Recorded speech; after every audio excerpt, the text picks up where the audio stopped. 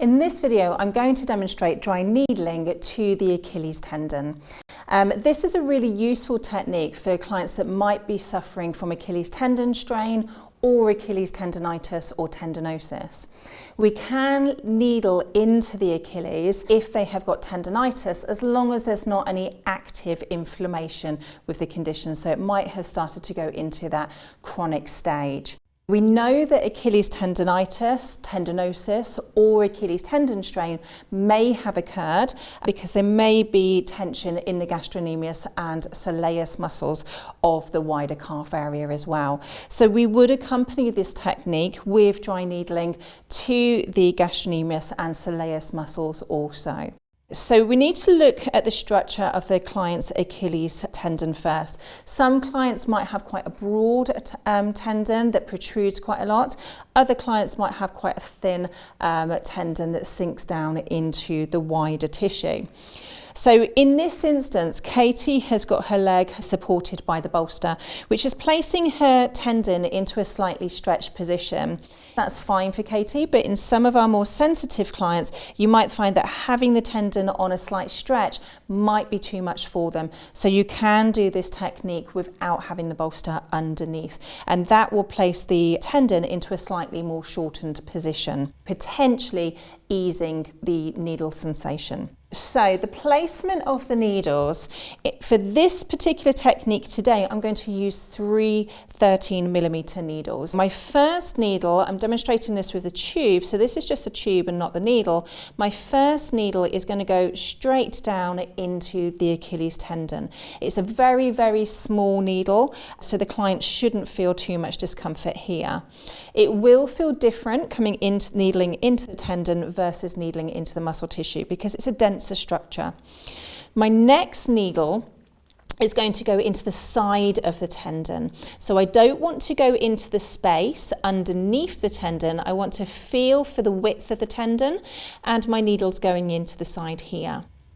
And my next needle is going to go into the other side of the tendon. If I was working on a client that had a slighter tendon, so it was thinner and smaller, then what I might do is stagger the needles. So place one perpendicular straight through the tissue here. Then I'm going to come onto one side slightly lower and come into the side of the tendon, and then place the needle on the other side of the tendon in a slightly lower position. So in that instance, the needles are going to be almost in a zigzag positioning. But for the purposes of Katie's tendon, it's quite nice and broad and it's quite firm. I'm going to place one directly through the top here, and then one in line with each other either side of the tendon. And quite often we might find that the blood flow increases very quickly into the tendon, and often you'll see a reddening coming into the tendon quickly, which is representing that blood flow. So I'm using 3 needles. These, as I mentioned, are the 13mm times 0.20, and these are the classic plus needles.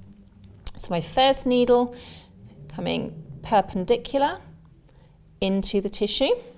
And so I've tapped that needle in. I'm supporting the client's foot so that they feel nice and comfortable, and also just in case they jump, they're not going to do any damage to themselves with that needle in there. My next needle is coming slightly below into the side of the tendon, not into the space below the tendon.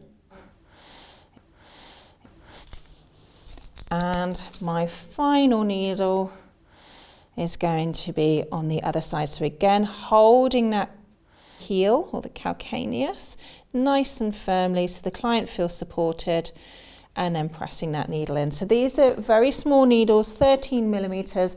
One has come straight down into the tissue, one is going into one side of the tendon, the other is going into the other side of the tendon. This might be enough for the client. This might be enough to create that sensation in the tendon.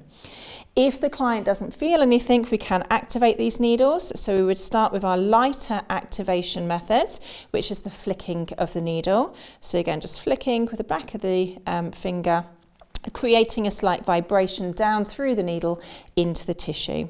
We could then also turn the needle and that might stimulate a sensation.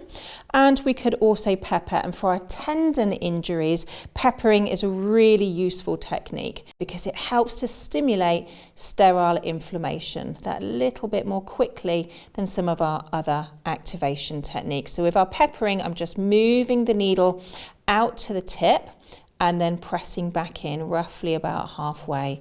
So each time I'm going to move the needle up and down about 3 to 4 times and then move on to the next needle. I would do that once on each of those needles, ask the client for feedback about any sensation that they might be experiencing, and then if they can't feel anything at this particular time, I then might repeat that activation method again with that peppering.